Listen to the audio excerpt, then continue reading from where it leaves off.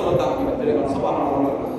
আপনি 5 লক্ষ টাকা খরচ করছেন, আপনার নিয়ত যদি সহি থাকে, আপনি খানায় কাবা থেকে ঘুরে আসলে আল্লাহ পাক রব্বুল আলামিন আপনাকে আরো দিবে, আরো দান করবেন। কারণ আল্লাহর হুকুম পালন করতে যাইয়া আপনি খানায় কাবা গেছেন, মদিনা শরীফ গেছেন, টাকা খরচ করছেন, ওই টাকা আল্লাহ পাক আপনাকে আবার দিয়ে দিবে। সুবহানাল্লাহ। আল্লাহর রাস্তায় খরচ করলে হবে না, মনে রাখবেন আল্লাহর রাস্তায় যে ব্যক্তি খরচ করবে, নিয়ত যদি সহি থাকে, আল্লাহ বলতেছে আমি খুশি হয়ে গেলাম, যারে বান্দা তোর সম্পদে বরকত দিলাম। সুবহানাল্লাহ। আল্লাহ যদি বরকত দেয়, কেউ কোনোদিন কিছু করতে পারবে না। সুতরাং যারা সম্পদশালী আছেন, হজ করার মতো তৌফিক আল্লাহ পাক রব্বুল আলামিন দান করেছেন, একবার যাবেন খানায় কাবা। খানায় কাবা দেখা মাত্র জিন্দেগির সম্পূর্ণ আমল। সুবহানাল্লাহ। হুজুর আমি তো টিভিতে দেখি, মোবাইলে দেখি, এটা কথা বলা হয় নাই। আপনি শ্বশুরে দেখা মাত্র সহিহ হাদিস হজের যাত্রীরা যখন বিমান থেকে নামার পরে একটা গাড়ি আসে,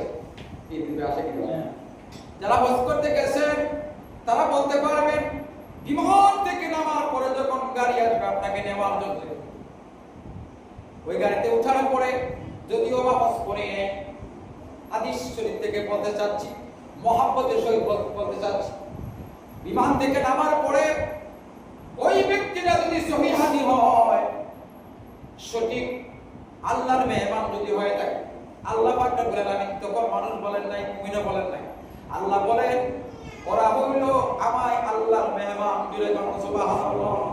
আল্লাহ মেহমান। আজকে জুমাবার দিন না? হ্যাঁ, আল মসজিদু বাইতুল্লাহ, মসজিদ হলো বাইতুল্লাহর অংশ। আজকে আপনারা যারা জুমাতে আসছেন, আল্লাহ বলতেছেন ওরা আমার মেহমান। সুবহানাল্লাহ। সুবহানাল্লাহ। এই জন্য মসজিদে ঢুকতে হবে আল্লাহর মেহমান হয়। মসজিদের সভাপতি হয় নয়, অফিসার হয় নয়, ডিসিএসপি হয় নয়, প্রধানমন্ত্রী হয় নয়, ওই ব্যক্তি ঢুকতে হবে আমি আল্লাহর মেহমান। জুড়ে বলুন সুবহানাল্লাহ। আপনি যদি ওই নিয়তে ঢুকতে পারেন, আল্লাহ বলবেন তুমি আমার মেহমান হয়ে ঢুকেছো, মেহমানের খেদমত করা আমি আল্লাহর দায়িত্ব, যারে বান্দা জিন্দেগি সব গুনাহ মাফ করে দিলাম। সুবহানাল্লাহ।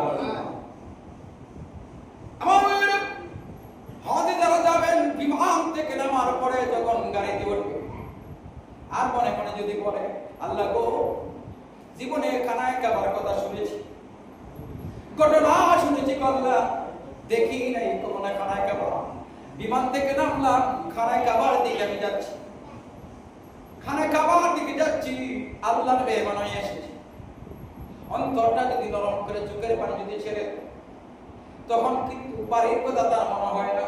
প্রকৃত হাজি যারা হজ করতে যাবেন, দেখবেন, খেয়াল করবেন, বিমান থেকে নামার পরে খানায় কাবায় যখন